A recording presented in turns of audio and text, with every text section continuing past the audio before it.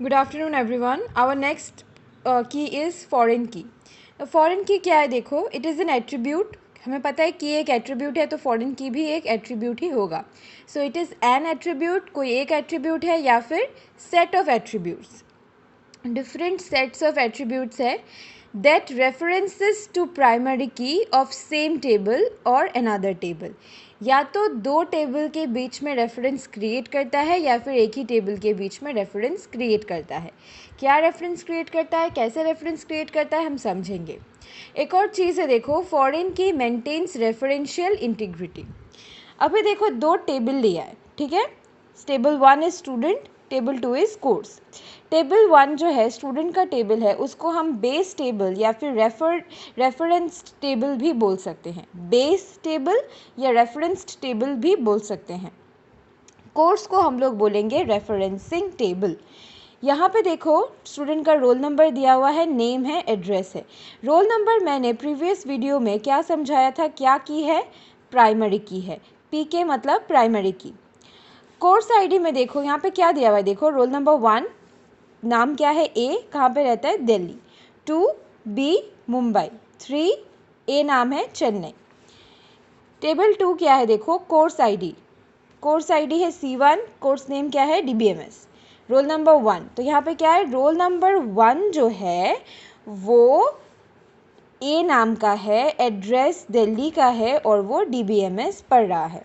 तो एक relation create हुआ है, एक लिंक क्रिएट हुआ है। देखा क्या लिंक है, देखो लिंक ये है कि हम यहाँ पे बोल रहे हैं कि रोल नंबर 1 का क्या नेम है, एड्रेस है, एज है, ये सब हम बता रहे हैं।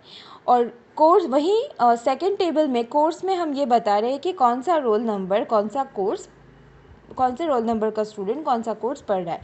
यहाँ पे रोल नंबर 1 कोर्स 1 पढ़ रहा है, इसका क्या मतलब है कि रोल नंबर 1 मतलब कौन, ए, कहाँ रहता है, दिल्ली, एज क्या है 20, ऐसा, ठीक है। तो इसलिए ये कहाँ से अपना रेफरेंस ले रहा है, यहाँ से अपना रेफरेंस ले रहा है। That's why this is called referencing table.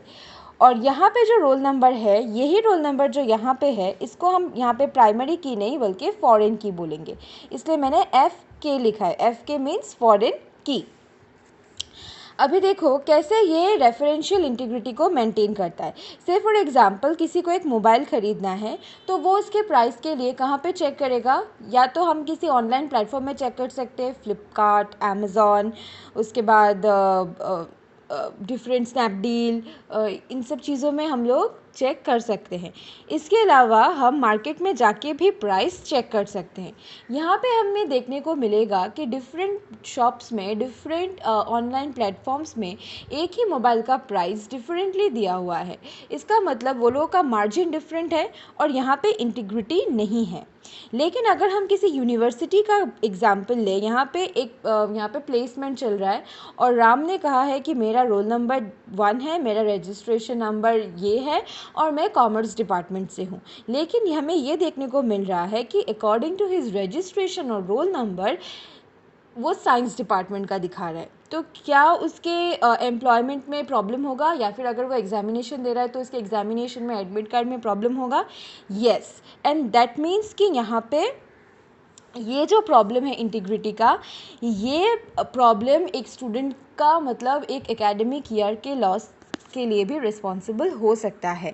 That's why हमें फॉरेन की या प्राइमरी की ज़रूरत है, जिसकी वजह से ये इंटीग्रिटी जो है ये मेंटेन रहती है, ठीक है। अभी देखो रेफरेंस टेबल और रेफरेंसिंग टेबल में हम कैसे कोई चीज़ इंसर्ट कर सकते हैं, डिलीट कर सकते हैं या अपडेट कर सकते हैं, उसका डिफरेंट कमांड्स होता है और डिफरेंट प्रोसीजर होता है। तो यहाँ पे दो चीज़ दिया हुआ है, देखो reference table and referencing table.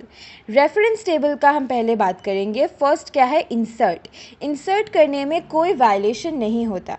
Violation नहीं होता मतलब से फॉर एग्ज़ाम्पल अगर मैं यहाँ पे कोई भी एक नया, जैसे रोल नंबर 4 मैं अगर अभी इंसर्ट करूँ कि एक नया स्टूडेंट ने एडमिशन लिया है, रोल नंबर 4, नेम है डी और एड्रेस है कोलकाता का, कोई प्रॉब्लम होगा? मुझे डेटा इनपुट करने में कोई प्रॉब्लम होगा? रेफरेंस टेबल में नहीं। दैट्स वाई यहाँ पे लिखा हुआ है नो वायलेशन, नो वायलेशन। अभी क्या है देखो, डिलीट। अभी डिलीट करने में क्या प्रॉब्लम होगा, देखो प्रॉब्लम होगा नहीं होगा क्या है हम लोग देखेंगे। डिलीट करने में फर्स्ट चीज़ देखो क्या है, क्या हम यहाँ से कोई भी डेटा को डिलीट कर सकते हैं? अगर मैं बोलूँ कि मुझे अभी इस डेटा को डिलीट करना है तो मैं डिलीट कर सकती हूँ ना, इजीली डिलीट कर सकती हूँ, ठीक है।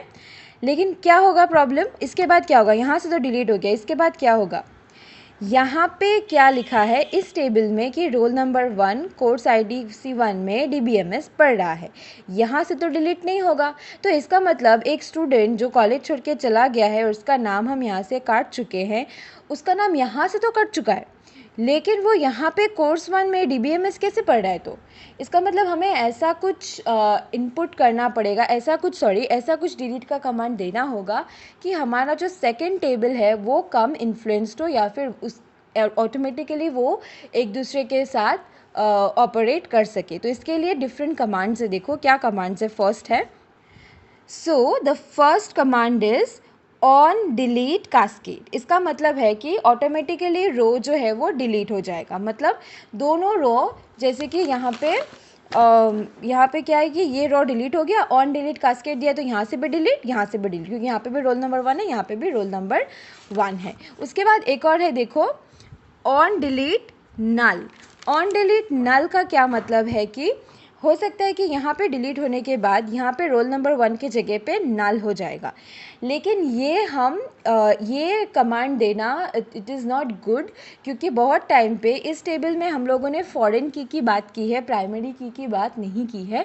और बहुत सारा ऐसे सिचुएशंस हो सकता है जहाँ पे फॉरेन की ही प्राइमरी की के हिसाब से काम कर रही हो उस टेबल में, और हमें पता है कि फॉरेन की में क्या है कि हम डुप्लीकेट नहीं कर सकते, यूनिक होना पड़ेगा, और हम नल यानी कि खाली नहीं रख सकते, नॉट नल होना पड़ेगा। So in that case this command might create some sort of problems. उसके बाद है देखो ऑन डिलीट एक्शन।